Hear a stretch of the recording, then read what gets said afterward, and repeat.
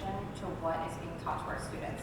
I can agree with the other young mom who was up here saying things about the reading list and what she learned or did not learn in school. And I can say that I went to Tom's River schools from K through 12 and graduated here. And it was much different when I was in school than now. We are paying attention, we are doing our best, we are trying to navigate what the state wants and how we can bend that to best serve our student population. Ms. Contessa is the chair of the policy committee. I'm also on that committee, and we did meet with Ms. Mayo and the rest of the team about how we could interpret this very controversial anal sex situation that's going on. And very similar to students who are learning about reproduction, there will be permission slips. It's not going to be the kind of thing where if your kid happens to be in school that day, someone's going to sit them down and teach them how to have anal sex. That is not something that our board is standing behind. That's not something that our curriculum team is standing behind. We are trying to involve the parents as much as we can and to interpret these very controversial topics in the best way that we can, and we'll continue to advocate for that, and the best way we can do that is to keep hearing from the parents on it. So please keep showing up. Please voice your concerns. Please send emails, because I don't want your kids learning about that any more than you do. Please trust me on that. Moving forward, I would just like to address the issue with the superintendency and echo Ms. Howe on the fact that we as board members have really put a lot of time and energy into this. And unfortunately, there are a lot of things spinning in the rumor mill about political motivations or any other type of motivation. I can tell you this, one name that continuously is thrown around is Councilman Roderick. And I can tell you with absolute certainty, I'm not beholden to anything with him. The way that I actually entered the school board race, I was a nobody. I was a political outsider. I knew no one. I knew nothing about the politics of Tom's River at the time.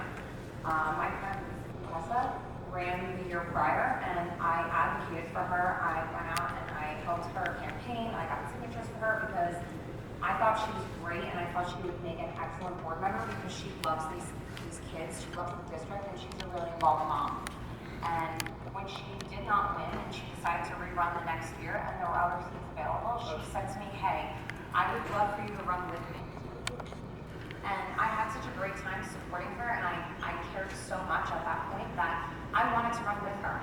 And the way that the Tom's River first team of Contessa, Laundry, and Palmiere was put together was that Mr. Nardini invited me to his home, where he entertained a group of people, and I was there, Ms. Contessa was there, Mr. Laundry was there, and I believe there was, I don't know, 3 or 4 other people that I didn't know. George Gilmore? We were all asked to talk about why we would make good candidates for the school board.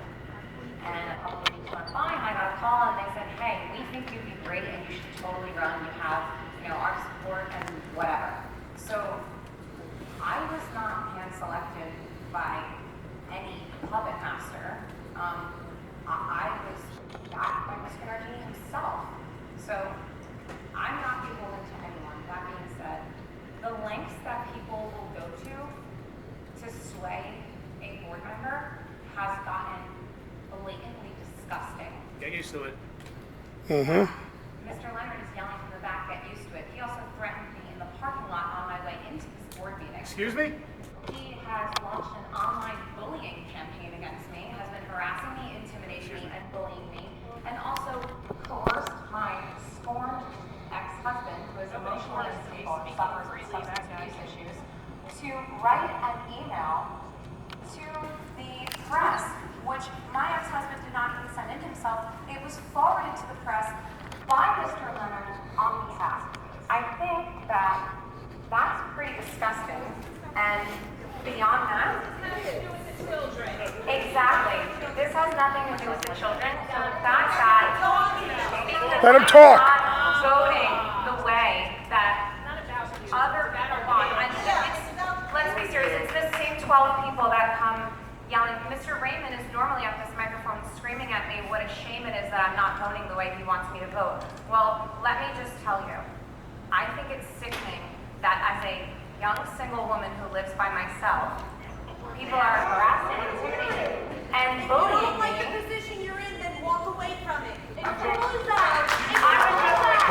This is about our children. Get off of your high horse and worry about our children. I am worried about our No, children, you're not. which You're is worried why about I'm your own moving the way personal that I agenda am. right Is now. it okay that Mr. Raymond is parked outside my home and stalking me? Is it okay that I'm being stalked by Mr. Raymond at my home? No one can. Everybody needs to stop. To my home, The police. parking outside of my Why are you home, doing this here? trying to intimidate me to change my vote.